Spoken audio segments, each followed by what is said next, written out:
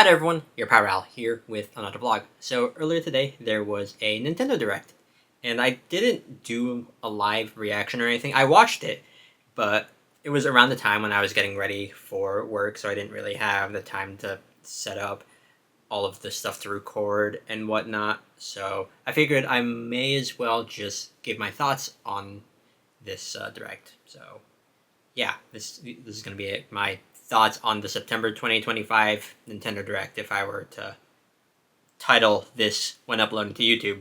But the Direct was an hour long, and I'm just going to go over the things that were notable enough for me because there was quite a bit that was shown, and I do have some thoughts on those things.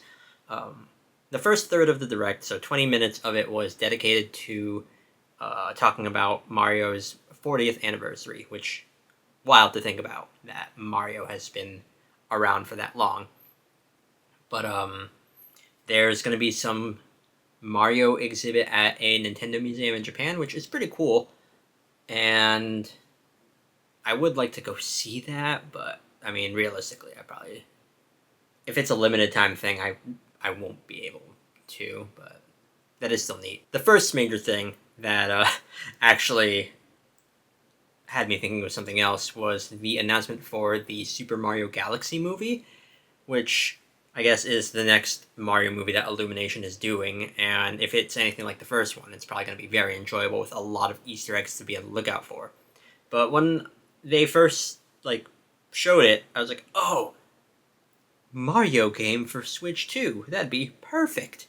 But no, I got my hopes up for that. But I mean, the Mario movie is still pretty good, and a lot of characters are reprising their roles, like with the voice actors.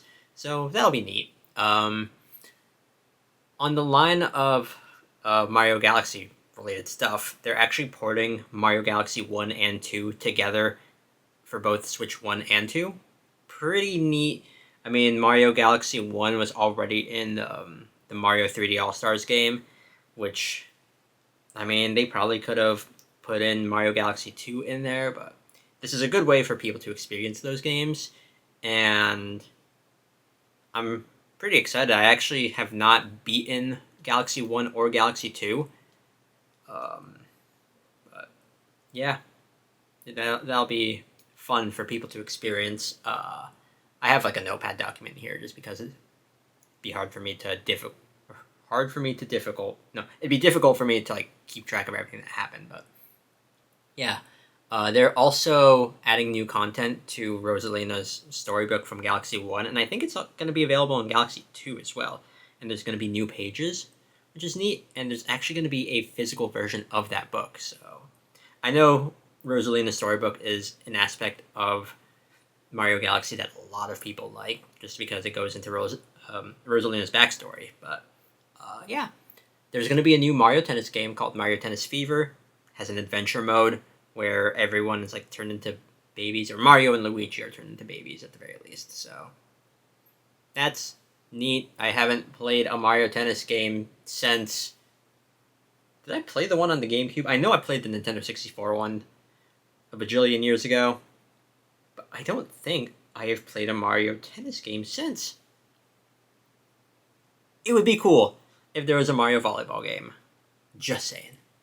And then they showed off a new Yoshi game called Yoshi and the Mysterious Book, where you help this character called Mr. E, Mr. Encyclopedia, by going into his pages and finding stuff out about the enemies in the book or something.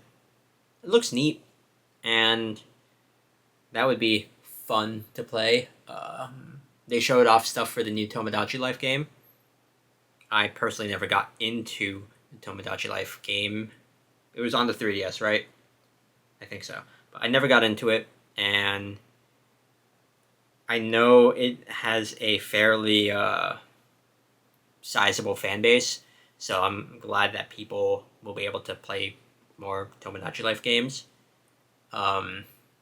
There's going to be the Final Fantasy VII remake that's going to be coming to the Switch too, which is also pretty neat because I know Final Fantasy VII is a big deal. Final Fantasy VII is also a very big deal. So there's that. There's new Kirby Riders amiibo that are gonna be coming out, and you could like detach Kirby from the star that it's riding and like swap it with like the star that the Wild D is riding. I don't remember, but yeah, the amiibo they do stuff in the game, but I don't really remember because at this point it's been like over 12 hours since the direct premiered. They gave the release date for Hyrule Warriors: Age of Imprisoning. That's what it's called, right? Honestly, I'm not gonna play it. Most likely, I haven't played Age of Calamity, and I have not 100% in Hyrule Warriors. It was fun, but I don't know. I just don't think that it would be a thing for me to play. One thing that was pretty cool that they showed off that I was not expecting at all was Dragon Quest VII Reimagined. Um, I it just makes me want to finish the 3DS port of Dragon Quest VII that I started, but it's Dragon Quest VII. There's gonna be voice acted cutscenes. The game looks really nice. I hope they do this with Dragon Quest IX, because that's the first Dragon Quest game that I played, and it was really, really good. And I want more people to be able to play it because the gameplay in that was really fun. There's a lot to do with Dragon Quest IX, so hopefully, if the reception for this game is good, then Square Enix will be like, Dragon Quest VII Reimagined was good. We could do Dragon Quest IX next, just because it would make me happy. Gosh, that game is great. And, I mean, the Switch too, since it can connect online, there's a lot of... They could do co-op online with that, because co-op was such a fun thing to do in that game. Anyways, in terms of NSO stuff, they're bringing the Virtual Boy games in with a little Virtual Boy accessory. Pretty cool. Not for me, but that is neat. Suika Game is getting a new game in the series. Yo, hiccup. Which is notable to me because I played Suika Game on my cousin's Switch earlier this year, and I really liked it. Just a nice, like, fun, casual game to play. I've been calling the game Fruit Time, so I'm probably going to call this game Fruit Time Round Edition, because, like, you're in a circle for Fruit Time Round Edition instead of, like, a box. What I'm saying makes sense to me, and that's all that matters. I am looking forward to playing that. Next up, Metroid Prime 4 is coming out this December 4th. And they showed off some more footage. Samus is riding a motorcycle, and like the first thing that came to my mind when I saw that was the motorcycle looks like Yusei's dual runner. Is it dual runner or D-wheel? D-wheel I think is the Japanese version, but yeah, Samus Aran stole Yusei's motorcycle. But that's cool that that's there, and the game has a release date. Matt was very excited for that. So eventually I'll get to Metroid Prime 4. I still need to beat 2 and 3. And maybe the DS game. I mean, I beat the demo of that, so that kind of counts.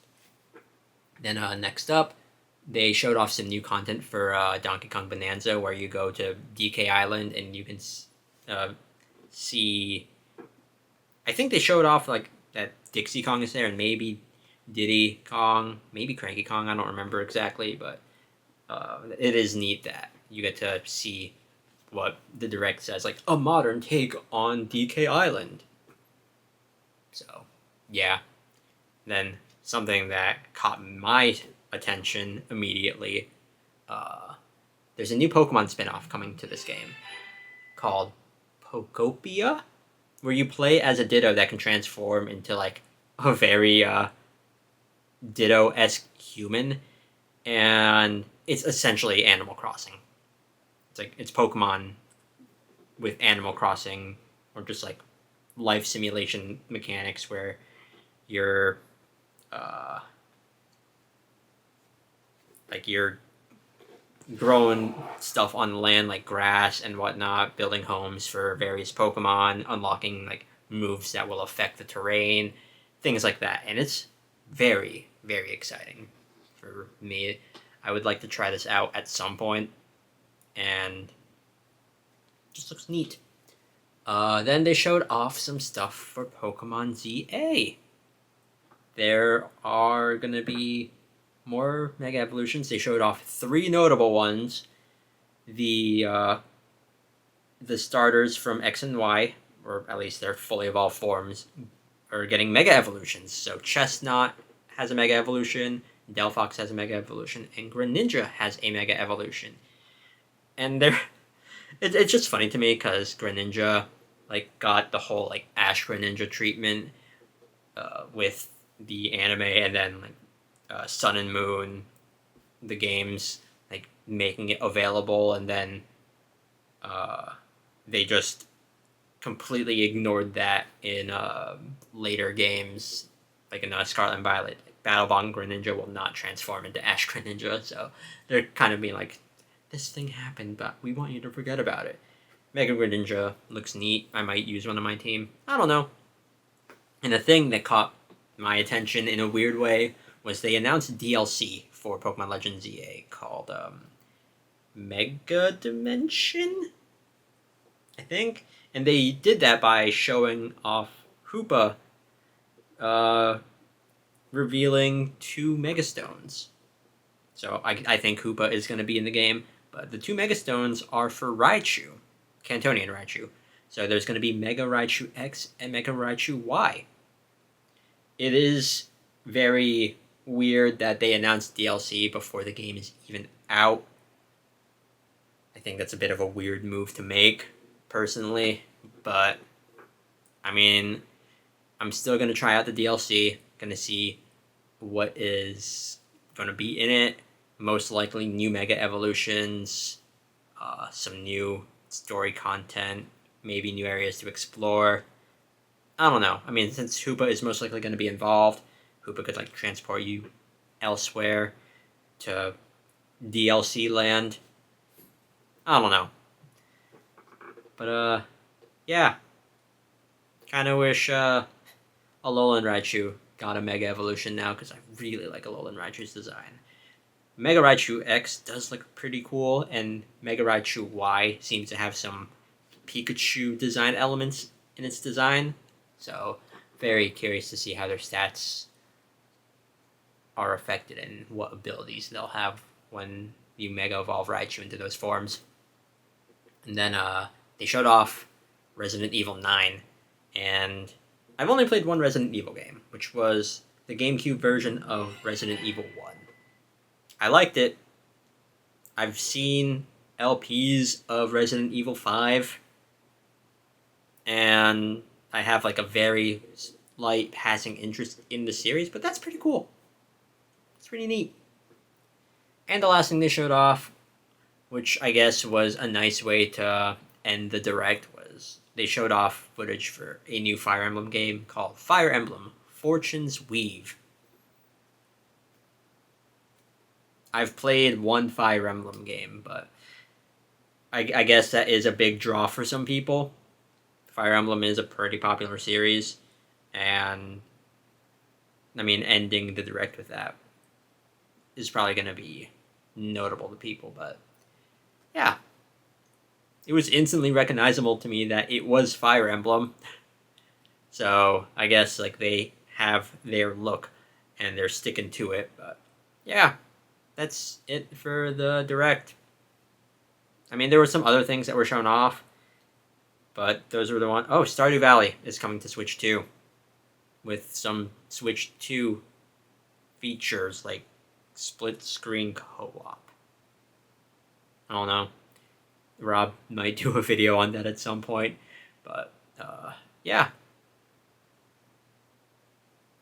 Those were like the notable things to me, and I was hoping for some other things that didn't happen. Like, I'm always hoping for Tales of the Abyss to get the 4K treatment, because fantastic game that has not been re-released since the 3DS version. But yeah, and I was hoping that when they were talking about games that were getting like Switch 2 upgrades, I was hoping that they'd be like, Monolith Soft says that they're doing the Xenoblade Chronicles games in 4K. Just give them the money for it. And I would gladly give them the money for it, but no. No. Gosh, they would look so good in 4K 60. And I'm sure like Monolith Soft is working on that most likely. I mean, I am hoping that that is a thing, but yeah. That's it for the Nintendo Direct though. It was alright. There were some things that were very interesting that I'm most likely going to try out, like the Pokemon related stuff definitely. Maybe I'll get the Switch 2 versions of Galaxy 1 plus 2. But yeah, that's it. Anyways, before I end it off, and I'll have you open up discussion to talk about what your thoughts on the Nintendo Direct were. Unrelated, I got some plushies from Pokemon Center. I got this keychain Mudkip that's just gonna go in my travel backpack. And then they released some trainers. I got N, because best character in the series. So yeah. Looks neat. Got the little cube and his necklace. Then Mudkip is just Mudkip. You know, funnily enough, I don't have any Swampert plushes from Pokemon Center. Or just in general. I should get on that since Swampert is my favorite Pokemon. Anyways, yeah, talk about the Nintendo Direct, your thoughts on it, and what you were hoping for that didn't get shown, but that's going to be it. Thank you all so much for watching, and see you all next time for another vlog. Later.